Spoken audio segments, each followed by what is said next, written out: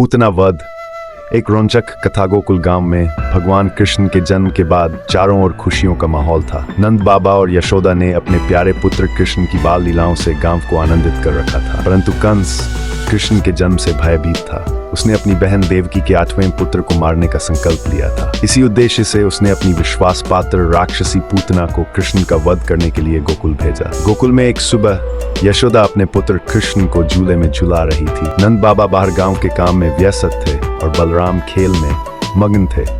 उसी समय एक सुंदर स्त्री गोकुल में प्रवेश करती है। वह इतनी खूबसूरत थी कि गांव के सभी लोग उसकी ओर आकर्षित हो गए। उसका नाम था पूतना, जिसने अपने असली राक्षसी रूप को छुपाकर एक सुंदर नारी का रूप धारण किया था। पूतना ने यशोदा के घर पहुंचकर विनम्रता से कहा, माँ, मैं आपके बालक को देखना चाहती हूँ। मैंने सुना है कि वह बहुत प्यारा है। यशोदा उसकी सुंदरता और मिठास से प्रभावित होकर उसे अंदर बुला लेती है। यशोदा ने पूतना को अपने पुत्र कृष्ण को गोद में लेने दिया।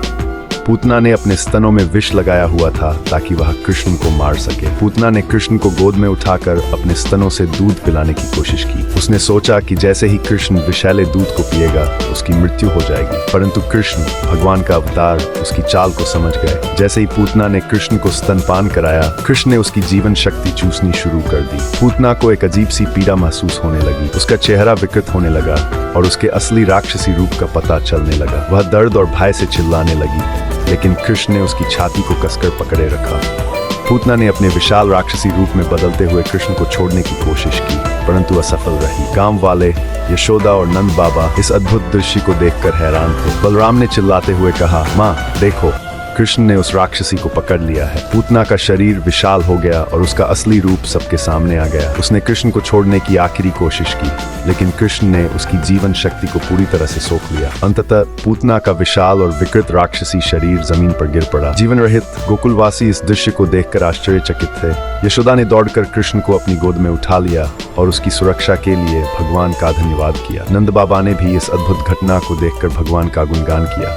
पूतना के विशाल शरीर को गोकुलवासियों ने गांव के बाहर ले जाकर जलाया। इस घटना के बाद गोकुल के सभी लोग भगवान कृष्ण की महिमा को पहचानने लगे। उन्हें विश्वास हो गया कि उनका प्यारा बालक कोई साधारण मानव नहीं, बल्कि स्वयं भगवान का अवतार है।